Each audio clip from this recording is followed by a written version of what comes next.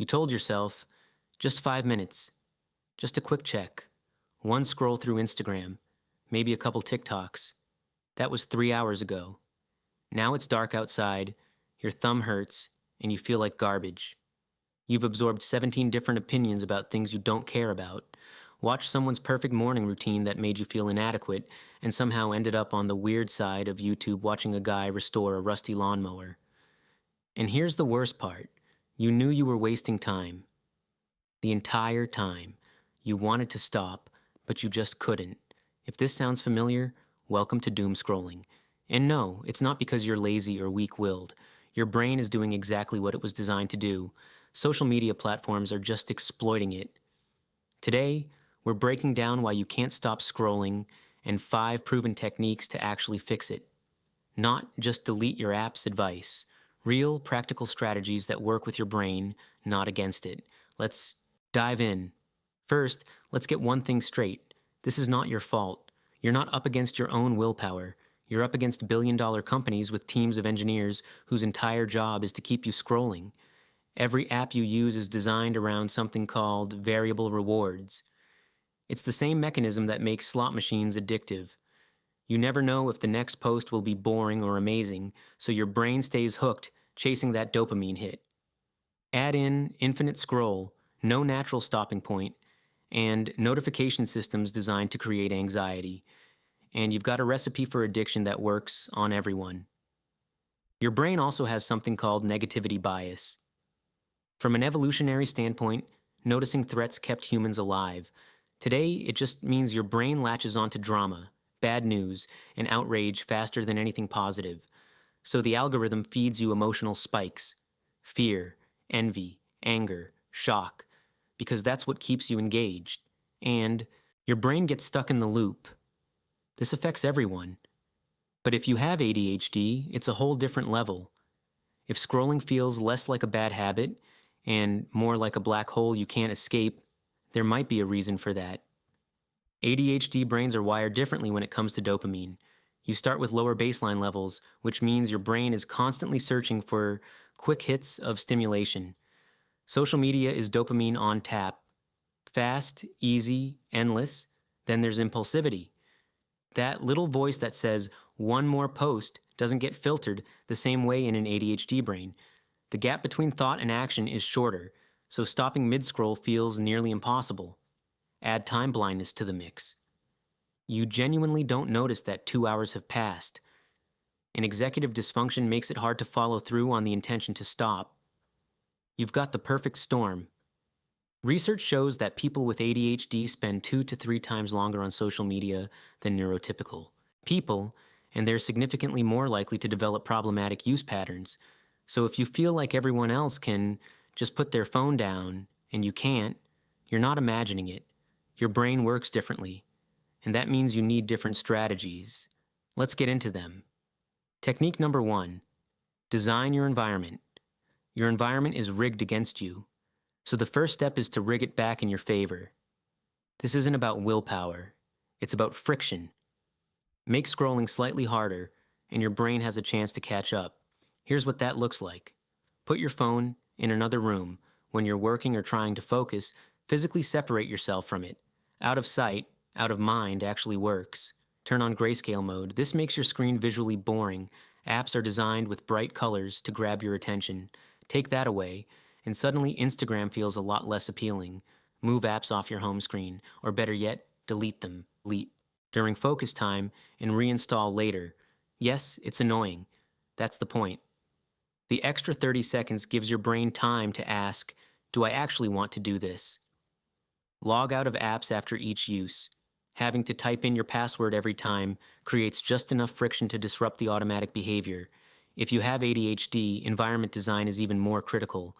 Your impulsivity means decisions happen fast. Friction slows that down just enough for your prefrontal cortex to kick in. Your attention problem isn't only your fault, it's an environmental problem. So fix the environment first. Technique number 2, the 5-minute interrupt. Okay? You're already scrolling. You caught yourself. Now what? Don't try to stop cold. That activates resistance. Instead, pause. Set a timer for 5 minutes. You're not quitting, you're just taking a break from scrolling. Do something else, literally anything. Look out the window, stretch, get water, pet your cat. Here's the magic. By the time the timer goes off, the compulsive urge usually passes. Your brain resets. And suddenly, closing the app feels doable. This works because scrolling isn't really about the content. It's about escaping discomfort, boredom, anxiety, overwhelm. The 5-minute interrupt gives your nervous system a chance to regulate without the screen.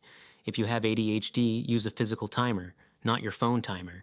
Because opening your phone just to set a timer is how you end up scrolling again. We all know this. Technique number 3, curate your feed. If you're going to scroll, scroll smart. Not all content is created equal. Doom content, news, drama, outrage, comparison, it drains you. But calming, inspiring, or joyful content can actually help regulate your nervous system. Unfollow accounts that make you feel bad. Mute keywords that trigger anxiety. Follow creators who post nature videos, art, animals, ASMR cooking, whatever resets your brain. Think of your feed like a diet. Junk food occasionally is fine, but if every meal is junk, you're going to feel terrible. For ADHD brains, this is especially important. You're more sensitive to emotional content, and your brain holds on to negative experiences longer. So curating your environment isn't self-care fluff, it's damage control. Create a dopamine menu, a list of healthy dopamine sources you can turn to instead of scrolling. Music, movement, texting a friend, doodling. When your brain is hunting for stimulation, give it better options. You're not cutting out social media. You're making it work for you, not against you. Technique number 4, movement breaks. Your brain isn't designed to sit still and focus for 12 straight hours. Neither is your body. Research shows that after about 90 minutes, your brain's performance falls off a cliff. Pushing through doesn't make you productive. It makes you scroll. So build in movement breaks. Walk around, stretch, dance like a dance. Little gremlin. Literally anything that gets your body moving.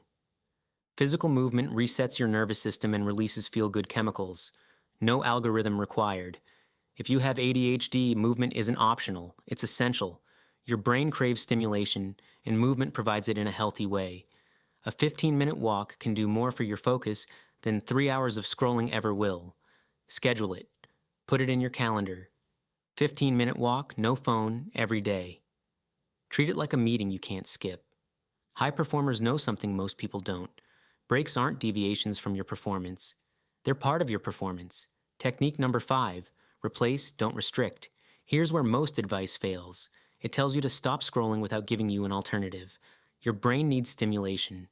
That's not a flaw. That's how it works. So instead of restricting, replace. Listen to a podcast or audiobook while walking, cooking, or cleaning. Your brain stays engaged but without the emotional whiplash of endless swipes. Call or text a friend. Real connection regulates your emotions way better than scrolling ever will. Create something. You don't have to be creative. Doodle. Write a dumb haiku. Make chaos art in your notes app. Creation shifts your brain from consumption to expression, and that feels completely different.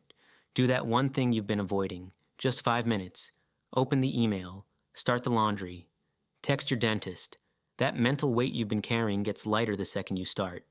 For ADHD brains, deprivation doesn't work. Replacement does. Give your brain something better to do, and scrolling loses its grip. Let's be clear.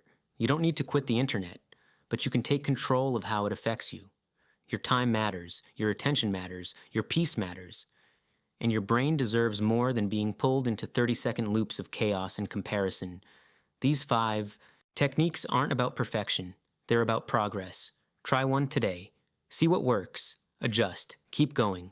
Whether you have ADHD or not, you're not broken. You're not lazy. Your brain is doing exactly what it was designed to do. These apps are just exploiting it, but now you know how, and knowledge is the first step to taking your attention back. Life is not meant to be lived in 15-second increments, so start small. Reclaim 5 minutes, then 10, then an hour. The sooner you reclaim your attention, the sooner you can reclaim your life. Thanks for watching. If this helped, hit that like button, and we'll see you in the next one.